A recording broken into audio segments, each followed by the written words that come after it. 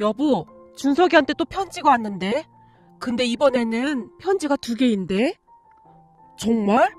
준석이라는 말에 제가 아내에게서 얼른 편지를 받아들었습니다. 그런데 첫 번째 봉투를 열어보던 제가 놀란 채 외쳤어요. 뭐야, 준석이 청첩장이잖아. 여보, 우리 준석이가 결혼을 한대. 뭐? 결혼? 그럼 그때 만나던 그 아가씨랑 결혼하는 모양이구나. 그런 모양이네. 코 찔찔이었던 게 엊그제 같은데 우리 준석이가 벌써 결혼을 한다니. 아유, 당신 나이도 생각해. 그만큼 당신도 나이 들었잖아. 살면서 평생토록 준석이 하더니 그 준석이가 드디어 장가를 가네. 나도 이렇게 벅찬데 당신은 더 하겠어. 아내의 말에 제 눈시울이 붉어졌습니다. 준석이는 제가 첫 부임을 했던 학교에서 만났던 제자입니다. 그때 제 나이가 20대 후반이었고 훌륭한 선생님이 되겠다는 마음만 가득한 채 부푼 꿈을 안고 첫 부임받았던 학교로 출근을 했습니다. 물론 혈기왕성하던 그때는 모든 아이들에게 존경받는 선생님이 되고 싶었어요. 그리고 저는 분명히 그런 선생님이 되리라고 확신했습니다. 하지만 직접 부딪혀보니 이상과 현실은 많이 달랐습니다. 모든 아이들을 사랑으로 보듬어줄 재량이 안 됐던 것이죠. 하루하루 지남에 따라 말을 잘 듣고 공부를 잘한 아이들에게만 더욱 신경을 쓰게 되었고 그렇지 못한 아이들에게는 짜증부터 났습니다. 또한 가정환경이 불우한 아이들을 더욱 신경 썼어야 함에도 불구하고 알면서 모른 척하기 일쑤였고요. 어느 날 최 선생님이 제게 말했어요. 선생님 반 소윤이 있잖아요. 할머니랑 단 둘이 살고 있어요. 그러다 보니 아무래도 준비물 같은 게 좀 미흡할 수도 있을 거예요. 힘드시겠지만 선생님이 잘 좀 보살펴 주시겠어요? 제가 계속 챙기고 싶은데 저도 우리 반 애들을 챙겨야 하다 보니 신경 쓰기 힘들 것 같아서요. 부탁 좀 드릴게요. 애들이 한둘도 아닌데 개인적으로 챙기긴 어렵지 않나요? 그리고 소윤이만 그렇게 챙기는 것도 차별 아닌가요? 아, 그렇긴 한데 수연이가 워낙 성격이 내성적이어서 괜히 상처받지는 않을까 해서 그랬어요. 불편하게 해드렸다면 죄송해요. 최 선생님이 급히 말을 하고는 등을 돌려 자리로 돌아갔습니다. 최 선생님은 제 옆반 담임 선생님이었는데 저보다 한 3년 정도 먼저 교직 생활을 시작한 분이셨어요. 그런데 마음이 많이 여린 모양으로 가정 형편이 좋지 못한 아이들을 챙기곤 했습니다. 하지만 저는 그런 최 선생님이 그다지 마음에 들지 않았는데요. 그때 당시에는 왜 그리도 오지랖을 부릴까 싶었거든요. 지금 생각해보면 제가 얼마나 어리석었던 것인지 그저 한심하기만 하네요. 그렇게 저는 시간이 지나면 지날수록 마치 기계마냥 아이들을 대하기 시작했습니다. 물론 그러면서도 제 마음이 편하기만 했던 건 아니었어요. 마음 한구석에는 항상 뭔지 모를 찜찜함이 자리하고 있었으니까요. 그러던 어느 날 새학기가 되었고 저는 새로운 아이들의 담임이 되었습니다. 저는 아이들의 이름과 얼굴을 대조하며 한 명 한 명 꼼꼼히 살펴봤습니다. 사실 학기 초에 아이들을 그토록 꼼꼼히 살펴본 이유는 혹시나 저를 귀찮게 할 아이가 있을까 싶어서였어요. 간혹가다 정말 힘들게 하는 아이들이 있었으니까요. 그러던 중 도대체 이 말을 언제 한 것인지 머리가 눈을 가릴 정도로 덥수룩한 한 아이가 제 눈에 들어왔습니다. 아이는 머리뿐만 아니라 옷도 허름하게 짝이 없었고 게다가 빨래도 하지 않은 모양으로 많이 지저분해 보이기까지 했어요. 그 순간 저도 모르게 얼굴이 찌푸려지고 말았는데요. 1년 동안 골치 아프게 생겼네. 그 아이를 한동안 바라보다가는 제가 홀로 중얼거렸습니다. 아이도 그런 제 마음을 눈치챘던 것인지 저와 눈이 마주치던 순간 바로 고개를 숙였어요. 그 아이가 바로 준석이었어요. 그날 아이들과 첫 대면을 끝내고 교무실로 들어갔는데 최 선생님이 제 가까이로 다가와 말을 걸었어요. 김 선생님, 선생님 반에 준석이라고 있을 거예요. 아, 머리 덥수룩한 아이요? 옷도 지저분한? 네, 맞아요. 준석이가 원래는 안 그랬는데 몇 달 전에 아빠가 갑자기 사고로 돌아가셨어요. 그래서 준석이 엄마가 큰 충격으로 많이 안 좋은 상태예요. 아니, 아무리 그래도 엄마가 있는데 아이는 챙겨야 하는 거 아닙니까? 그렇죠. 근데 너무나 갑작스러운 사고다 보니 어머니께서 많이 힘들어하고 계세요. 계속 병원 치료도 받고 하는데 차도가 없나 보더라고요. 준석이가 원래는 참 밝고 명랑한 아이였는데 너무 안타깝네요. 힘드시겠지만 잘 좀 부탁드릴게요. 제가 도와주는 게 한계가 있지 않겠어요? 그래도 조금만 신경 써주세요. 저기 말이죠. 준석이가 이발을 할 때가 지난 것 같은데 김 선생님이 이발소 좀 데리고 가주면 안 될까요? 그냥 자연스럽게 선생님도 이발한다고 하면서 말이죠. 여기 이발비는 제가 드릴게요. 최 선생님이 간절한 표정으로 저를 바라보며 손에 돈까지 쥐어줬어요. 저기 제가 궁금해서 그런데요. 도대체 왜 이렇게까지 하시는 거예요? 사실 준석이 같은 애들이 한두 명도 아니고 그런 모든 아이들을 우리가 어떻게 다 챙겨요? 그냥 적당히 넘어가면 되는 거 아니에요? 김 선생님, 우리 같은 선생님들이 아이들에게 조금만 관심을 가져준다면 아이들의 인생이 송두리째 바뀔 수도 있어요. 그러니까 한마디로 아이들의 인생이 걸린 문제라는 말이죠. 그래도 그렇지 그게 그렇게 쉬운 일은 아니잖아요. 이게 마음에서 우러나야 하는 건데 전 그런 생각이 안 들거든요. 근데 최 선생님은 아무렇지도 않게 하시니까 사실 좀 당황스러워요. 다른 선생님들도 다들 저와 별반 다를 바가 없는 것 같고요. 아, 그랬나요? 사실 제가 어릴 때 아버지 사업이 한순간에 잘못돼서 많이 힘들었던 적이 있었거든요. 최 선생님이 지나간 이야기를 하기 시작했습니다. 최 선생님 말에 따르면 초등학교 시절 아버지 사업이 잘못되는 바람에 하루아침에 가족들과 단칸방 생활을 해야만 했다는데요. 최 선생님 부모님은 여기저기 일하러 다니기 바빴고 장녀이던 최 선생님이 두 동생까지 돌봐야 했다고 하네요. 밥은 엄마가 해놓고 나갔기에 냉장고에 있던 반찬을 꺼내서 동생들과 밥을 챙겨 먹곤 했다는데 5 식구가 단칸방에 살 정도였으니 밥상에 올라오는 반찬들이라고 해봐야 김치나 장아찌 같은 것들 뿐이었다고 합니다. 그런 최 선생님과 동생들은 치킨이 그렇게 먹고 싶었다고 하는데요. 너무나 먹고 싶었던 나머지 동네 치킨 가게 앞에서 어슬렁거리기도 했다네요. 그러던 어느 날, 그날도 동생들과 치킨 가게 앞에서 어슬렁거리고 있었다는데 그 앞을 지나가던 담임 선생님과 딱 마주쳤다고 합니다. 수경아, 너 여기서 뭐 하는 거야? 선생님, 그냥 심심해서 돌아다니고 있었어요. 최 선생님이 애써 아무렇지도 않은 듯 억지 미소를 지었다는데요. 담임 선생님이 그런 최 선생님의 마음을 읽었던 것인지 최 선생님과 동생들을 바라보며 말했다고 하네요. 사실 선생님이 배가 고파서 치킨 사러 왔거든? 근데 같이 먹을 사람이 없어서 집에 가서 먹으려고 했는데 혹시 니들이 같이 먹어줄래? 그럼 더 맛있을 것 같은데. 저희가요? 근데 저희는 돈이 없는데요? 니들이 같이 먹어주는 건데 돈은 당연히 선생님이 내야지. 자, 그럼 같이 들어갈까? 저기 엄마가 다른 사람한테 피해주면 안 된다고 그랬는데. 누나, 우리 그냥 먹자. 누나도 치킨 먹고 싶잖아. 그 순간 최 선생님 막내 동생이 최 선생님의 팔을 흔들며 졸랐다고 하네요.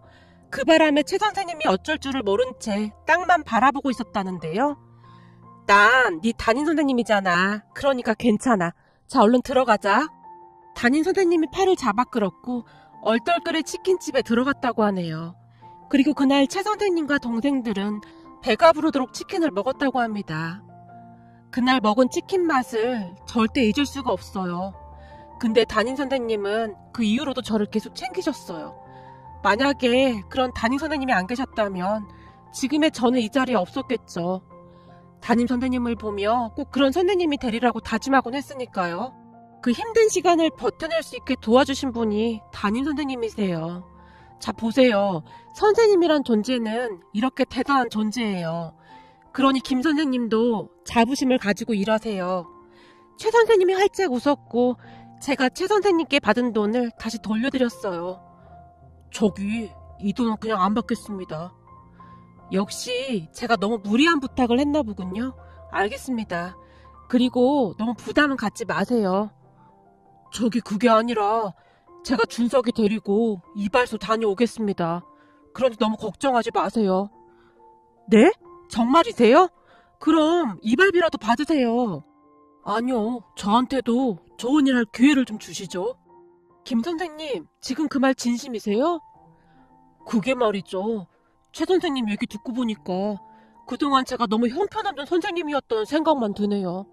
저도 처음엔 참 좋은 선생님이 되고 싶었는데 말이죠. 김 선생님, 지금도 참 좋은 선생님이세요. 그리고 앞으로 더 좋은 선생님이 되실 거고요. 최 선생님이 기쁜 표정으로 바라봤어요. 그리고 그날 학교가 끝난 뒤 제가 준석이를 따로 불렀어요. 선생님, 제가 뭐 잘못한 거 있어요? 아니, 그런 건 아니고 선생님 이발할 때가 된 것 같은데 준석이가 같이 좀 가줄래? 제가요? 응, 선생님이 이발소만 가는데 오늘은 처음으로 미용실에 가보려고 하거든. 근데 오늘 같이 미용실 가기로 한 친구가 갑자기 일이 생겼다고 하네. 그래서 말인데 준석이 네가 같이 가줄래? 아, 그럼 그냥 같이 따라만 가주면 되는 거예요?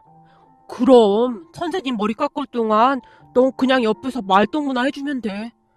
알았어요. 그럼 같이 가드릴게요. 준석이가 쑥스러운 듯 연신 고개를 숙였지만 얼굴에는 미소가 가득해 보였어요. 그렇게 준석이와 저는 미용실로 향했습니다. 준석아, 같이 미용실 온 김에 너도 머리 좀 깎을까? 지금 보니 너도 머리 깎을 때가 된 것 같은데? 근데 저는 돈이 없는걸요? 돈은 선생님한테 있으니까 걱정 마. 그럼 우리 같이 예쁘게 머리 깎는 거다. 알겠어요, 선생님. 우리는 미용실에 도착해서 둘이 나란히 앉아 이발을 했습니다. 그런데 그동안 머리카락 때문에 잘 안 보이던 준석이의 눈이 잘 보이기 시작했는데요. 준석이는 눈이 참 맑고 예쁜 아이였어요. 준석이 눈이 정말 예쁘구나. 보석 같은데? 제 눈이요? 그래, 눈이 마치 보석같이 반짝반짝이는구나. 엄마가 그러는데 돌아가신 아빠 눈을 그대로 닮았대요. 우리 아빠 엄청 잘생겼거든요. 그랬구나. 그래서 우리 준석이 눈이 이렇게 예쁜 거구나. 제 칭찬에 기분이 좋았던 것인지 준석이가 한박웃음을 지었어요. 준석아, 선생님 배고픈데 우리 뭐 먹고 갈까? 혹시 뭐 먹고 싶은 거 있어? 먹고 싶은 거요? 짜장면 먹고 싶어요. 짜장면? 선생님이 더 맛있는 것도 사줄 수 있는데. 아니요, 저는 세상에서 짜장면이 제일 맛있어요. 우리 아빠 있을 때는 아빠랑 같이 목욕탕 갔다가 엄마 몰래 짜장면 먹고 마트에서 콜라도 먹고 들어갔어요. 엄마가 짜장면이랑 콜라 먹는 거 싫어했거든요. 옛 기억이 떠오르는지 준석이가 신난 표정으로 말했어요. 그런 준석이를 보며 저도 모르게 한마디가 툭 하고 튀어나왔는데요. 그럼 우리 목욕탕 갔다가 짜장면 먹으러 갈까? 그리고 콜라까지 어때? 진짜요? 진짜로 목욕탕 같이 가주실 거예요? 아빠 돌아가신 뒤로 목욕탕에 가본 적이 없어요. 목욕탕 가면 아빠 등도 밀어주고 진짜 재밌었는데. 문득 아빠 생각이 나는지 준석이의 눈시울이 붉어져 있었어요. 그럼 오늘 선생님이랑 다 해보면 되겠네. 근데 엄마한테 미리 말씀 안 드려도 될까? 걱정하실 것 같은데. 엄마는 요즘 저한테 관심도 없는걸요? 맨날 잠만 자고 그래요. 그니까 상관없어요. 그렇게 준석이와 저는 목욕탕으로 향했습니다. 그리고 잠시 뒤에는 준석이가 아빠 자주 갔다던 짜장면 가게에 들러 맛있게 짜장면을 먹었어요. 짜장면 가게에 들어서던 순간 가게 사장님이 준석이를 알아볼 정도였는데요. 준석아, 정말 오랜만에 왔구나. 근데 이분은 누구시니? 아저씨, 우리 선생님이에요. 오늘은 선생님이 아빠 대신 다 해주신다고 했어요. 그랬구나. 이렇게 고마우신 분이 있나? 선생님, 감사합니다. 제가 준석이 보고 아빠랑 같이 안 와도 되니까 종종 와서 짜장면 먹고 가라고 했는데도 한 번을 안 오네요. 준석이 아빠 참 좋은 사람이었는데 안타깝네요. 준석아, 언제든지 와도 된다. 아저씨랑 네 아빠랑 좀 친했니? 짜장면 가게 사장님이 준석이에게 다시 한번 당부했어요. 사장님, 맘 써주셔서 정말 감사합니다. 뭘요? 힘들 땐 서로 도와야 하지 않겠습니까? 준석아, 아저씨가 탕수육 좀 포장해 줄 테니까 엄마 좀 가져다 드려라. 네 엄마 아직도 집안에만 있지? 네.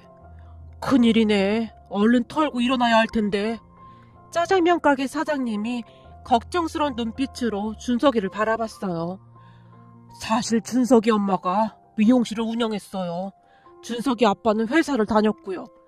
서로를 그렇게 끔찍히 아꼈는데 왜 이런 일이 생겼는지 모르겠네요. 그 좋은 사람을 왜 그리도 빨리 데려갔는지 하늘이 원망스럽네요.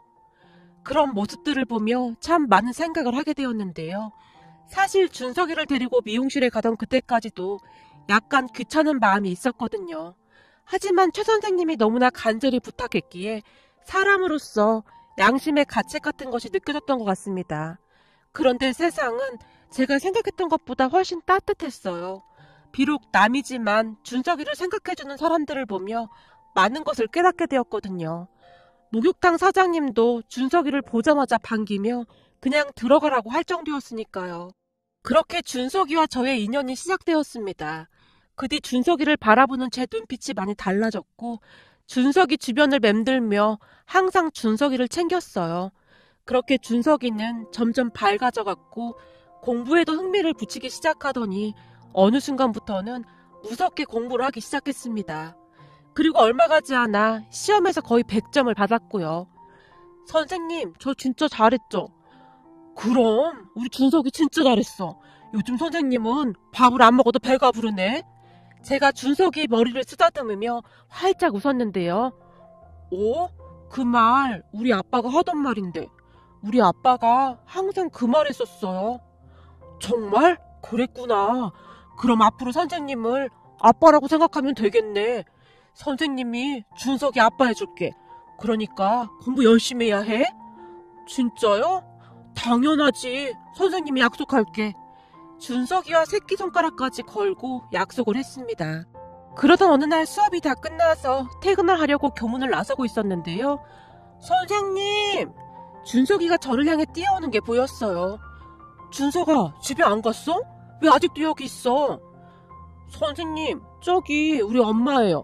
엄마가 선생님 보러 왔어요. 엄마가? 제가 놀라서 준석이가 가리키는 곳을 바라봤는데 많이 마른 듯한 준석이 엄마가 그곳에 서 있었어요. 안녕하세요. 제가 준석이 엄마입니다. 네, 어머님 안녕하세요. 그동안 준석이한테 어머님 말씀 많이 들었습니다. 우리 준석이가 내 얘기를 많이 했나요? 그럼요. 맨날 엄마랑 아빠 얘기하는걸요? 선생님, 저야말로 그동안 우리 준석이한테 선생님 얘기 많이 들었습니다. 우리 준석이를 그렇게 많이 챙겨주셨다면서요? 제가 뭐 한 게 있다고요. 준석이가 워낙 똑똑하고 착해서 제가 더 좋았는걸요? 남편 떠나보내고 그동안 제가 잠시 정신줄을 놓고 있었습니다. 준석이 엄마가 잠시 감정에 복받쳐 오르는 듯 말을 멈췄어요. 근데 얼마 전에 선생님께서 준석이 생일 선물을 챙겨주셨다고 보여주더라고요. 선물과 함께 선생님께서 한 글자 한 글자 정성스럽게 편지까지 써주신 거 보고 혼자서 얼마나 울었는지 모르겠어. 선생님께서 챙겨주신 케이크 준석이가 잘 먹었습니다. 정말 감사합니다. 아닙니다. 제가 좋아서 한 일인걸요. 절대 은혜 잊지 않겠습니다. 그리고 앞으로는 정말 열심히 살아보려고요. 그럼 미용실도 다시 하시는 거예요? 네, 우리 준석이 가르쳐야 하는데 앞으로 열심히 해야죠. 선생님 언제 한번 우리 미용실에 오세요. 제가 멋지게 머리 손질해 드릴게요. 네, 준석이 손잡고 꼭 가겠습니다. 준석이 엄마가 몇 번이나 감사하다는 말을 하고 돌아갔습니다. 그 뒤부터 준석이도 많이 바뀌어 갔는데요. 처음 만났던 그때의 모습은 찾아볼 수 없을 정도로 멀끔해진 것은 말할 것도 없었고 표정도 많이 밝아져 있었어요. 그렇게 준석이와 저는 참 잘 지냈습니다. 그러다가 준석이가 중학교에 올라갔지만 한 달에 몇 번씩 제게 손편지로 안부를 전해주곤 했습니다. 물론 자주는 아니었지만 간혹가다 만나기도 했고요. 준석이는 항상 제게 손편지를 보내왔고 저는 준석이의 편지를 읽으며 그렇게 뿌듯할 수가 없었어요. 편지 맨 끝부분에는 항상 우리 아빠에게 라는 문구가 적혀 있었거든요. 그 문구를 볼 때마다 그렇게 설레일 수가 없었는데요. 준석이는 제게 앞으로 어떻게 살아가야 하는지를 알려주는 마치 등대 같은 그런 존재였으니까요. 그러던 어느 날 고등학생이 된 준석이에게 처음으로 전화가 걸려온 일이 있었습니다. 그날 준석이 전화를 받던 아내가 급히 저를 불렀어요. 여보, 빨리 전화 좀 받아봐. 준석이야. 뭐? 준석이? 준석이가 전화를 했다고? 그렇다니까. 빨리 좀 와봐. 목소리가 좀 이상해. 여보세요? 준석이니? 준석아, 무슨 일 있는 거니? 선생님, 여기로 좀 와주시면 안 돼요? 뭐? 너 지금 어딘데? 무슨 일이야? 저기 그게 여기 지금 경찰서인데요. 뭐? 경찰서? 네가 경찰서에는 왜 있는 거냐? 그게 문제가 좀 생겼는데 연락할 사람이 선생님밖에 없어요. 말하던 준석이가 울먹이기 시작했어요. 준석아, 괜찮아. 울지 말고 선생님 지금 바로 갈 테니까 걱정하지 말고 있어. 알았지? 너 선생님 믿지? 네, 선생님. 전화를 끊자마자 준석이가 말한 경찰서로 급히 출발을 했어요. 그렇게 도착한 경찰서에서 저는 놀랄 수밖에 없었는데요. 얼굴이 엉망이 된 준석이에게 어떤 남자가 삿대질까지 하며 욕을 해대고 있었거든요. 야, 이 자식아, 네가 뭔데 우리 아들을 이 모양으로 만들어? 너 아버지도 없다며? 네가 이렇게 사니까 애비 없는 자식이라는 소리 듣는 거야. 너 엄마는 있냐? 근데 왜 안 오냐고? 함부로 말하지 마세요. 아저씨 아들하고 저기 앉아있는 쟤까지 둘이서 학교 끝나고 집에 가는데 내 가방을 뺏어서 책을 다 찢어놨단 말이에요. 책 좀 찢었다고 애를 이 지경으로 만들어? 근본 없는 놈 같으니라고. 네가 이렇게 살면 죽은 네 애비가 참 좋아하겠다. 아저씨, 말 함부로 하지 마세요. 준석이가 시뻘겋게 충혈된 눈으로 그 남자를 노려보고 있었어요. 말하는 꼴하지 마라. 이게 어디서 어른한테 그따위로 말을 해? 라며 준석이 앞에서 손까지 치켜 올렸는데요. 그 모습을 지켜보던 제가 양팔을 벌려 그 남자 앞을 가로막고는 나 여기 준석이 아버지입니다. 당신이 뭔데 남의 귀한 자식한테 이딴 식으로 하는 겁니까? 뭐? 당신이 애 아빠라고? 그럼 새아빠인가? 니네 엄마 재혼했냐? 새아빠 주제에 너무 오버하는 거 아니야? 그렇게 경찰서 안에서 서로 다툼이 일어났고 급기야는 멱살까지 잡게 되었는데요. 경찰관이 우리 둘을 말리기 바빴어요. 그러는 사이 준석이가 눈물을 펑펑 흘리며 제게 자초지종을 설명했어요. 자식 교육 똑바로 시켜요. 그러니까 우리 준석이가 당신 아들보다 성적이 좋으니까 열받아서 친구랑 둘이서 우리 준석이 가방까지 빼앗아서는 책을 그렇게 만들어놨다는 거 아닙니까? 그럴 시간에 공부해서 한번 이겨보던지. 그럴 깜냥은 안 되니까 이런 식으로 괴롭혀? 이럴 때는 오히려 아빠가 아들 교육을 제대로 시켜야 하는 거 아닙니까? 어른이면 더욱더 그래야 하는 거 아니냔 말입니다. 창피한 줄 아세요. 저는 평소 조용조용한 성격인데요. 그날 경찰서 안에서 어찌나 소리를 질러댔던지 목이 아플 정도였어요. 그 뒤 준석이와 함께 국밥을 먹으며 이야기를 나눴는데요. 제가 선생님께 되도록이면 전화 안 하려고 했는데 엄마가 아시면 충격받으실 것 같아서 연락드렸어요. 잘했다. 앞으로도 급한 일 있으면 바로 연락해. 선생님은 괜찮아. 근데 요즘 공부는 열심히 하고 있는 거지? 문제집 더 필요한 거 있으면 말해. 선생님이 사서 보낼 테니까. 근데 학원도 좀 다녀야 하는 거 아니야? 다른 애들 보면 과외다 학원이다 아주 난리던데. 선생님, 저 공부 열심히 하고 있어요. 그러니까 걱정하지 마세요. 선생님 지금 완전 학부모 같았어요. 아들 공부밖에 관심 없는 학부모요. 아, 내가 그랬나? 미안하구나. 네가 법대에 꼭 들어가겠다고 하니까 내가 조바심이 나서 말이야. 걱정하지 마세요. 공부 열심히 하고 있어요. 아까 쟤네들이 그래서 저한테 화풀이한 거고요. 제가 이번에 또 1등 했거든요. 그랬더니 커닝을 했다고 하질 않나. 아무튼 계속 저 모양이에요. 그럴 시간에 공부나 더 하지. 왜 그러는지 모르겠어요. 근데 오늘 선생님 완전 멋있었어요. 선생님이 그렇게 화내는 모습 처음 봤어요. 준석이가 놀리듯 저를 바라봤어요. 그러게, 아까는 진짜 깃방망이 한 대 올려붙이고 싶더라. 참느라 아주 혼났어. 준석이는 노력도 많이 했지만 머리도 많이 좋은 편이었기에 아무래도 다른 애들보다 성적이 월등히 좋을 수밖에 없었습니다. 그렇게 준석이는 서울 명문대 법학과에 합격을 했고 대학에 가서도 공부만 하는 듯 하더니 몇 년 뒤 결국 검사가 되었습니다. 내내 편지로만 소식을 전하던 준석이가 다시 전화를 해왔거든요. 준석이니? 어떻게 됐니? 그게 한 번에 되기가 절대 쉽지 않아. 혹시 안 됐어도 너무 실망하지 말고. 선생님, 저 됐어요. 저 검사됐다고요. 정말이니? 정말이야? 고맙다. 정말 고맙다. 너무나 기뻤던 나머지 제 눈에서 눈물이 나올 정도였어요. 그 뒤 준석이는 옛 초등학교 은사이신 최 선생님에게도 잊지 않고 찾아가서 안부를 전했습니다. 그랬던 준석이가 결혼을 한다고 청첩장을 보내온 거였어요. 마치 아들 장가 보내는 것 같이 어찌나 뿌듯하던지 말이죠. 그 다음 주 준석이가 결혼할 사람과 함께 우리 집에 찾아왔어요. 어차피 이렇게 찾아올 거 그냥 와서 청첩장 주지 그랬어. 그게 청첩장 나오자마자 선생님하고 최 선생님께 제일 먼저 보내드리고 싶었거든요. 그래서 바로 보내드린 거예요. 두 분 없었다면 지금의 저도 없었을 테니까요. 내가 한 게 뭐가 있다고. 아무튼 축하한다, 준석아. 선생님, 제가 염치불구하고 한 가지만 더 부탁드려도 될까요? 부탁? 무슨 부탁? 그게 말이죠. 선생님은 제게 아빠 대신이잖아요. 저 결혼할 때 아버지 자리에 선생님이 꼭 앉아주셨으면 좋겠어요. 뭐? 내가? 근데 그게 그렇게 간단한 문제가 아니야. 사돈댁에서 기분 나쁠 수도 있는 거고. 제가 걱정스레 준석이 옆에 앉아있던 예비 신부를 바라봤어요. 그건 걱정 안 하셔도 됩니다. 우리 부모님도 좋다고 하셨거든요. 준석 씨한테 선생님에 대해 다 듣고 아버지가 얼마나 눈물을 흘리셨는지 모르세요. 아버지끼리는 뭔가 통하는 게 있다고 하시면서요. 선생님께서는 준석 씨 아버지나 진배 없다고 하셨어요. 아니, 내가 한 게 뭐가 있다고. 참 민망하네.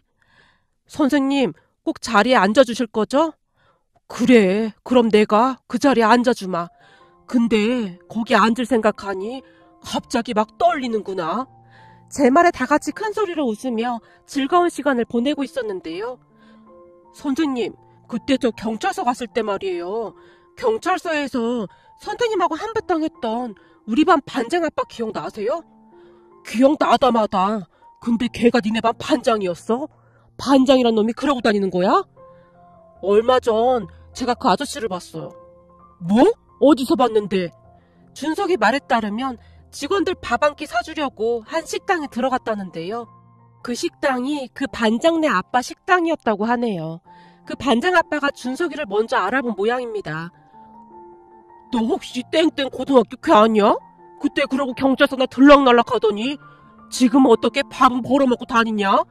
하긴 애비도 없는 네가 잘 될 리가 있겠냐? 라며 비아냥거리기까지 하더랍니다. 그런데 그 이야기를 듣고 준석이와 함께 일하던 수사관 한 명이 놀란 채 저기 누구신데 우리 검사님한테 그런 말을 하는 겁니까? 말 함부로 하지 마세요. 뭐? 검사? 뭔 검사하는데요? 자동차 검사 그런 거요? 판사 검사할 때 그 검사는 아닐 테고. 네, 맞습니다. 그 검사님이십니다. 그 순간 반장 아빠가 입을 딱 벌린 채 말을 잇지 못했다고 하는데요. 어찌나 놀라있던지 반장 아빠의 눈동자가 떨리고 있는 게 느껴질 정도였답니다. 그렇게 잠시 무거운 침묵이 흐르고 있었다는데요. 잠시 후 갑자기 어떤 아줌마가 누군가에게 잔뜩 화를 내며 소리를 지르고 있더랍니다. 너 어제도 또 밤새 술 마셨지? 너 공부한 지가 벌써 언제야?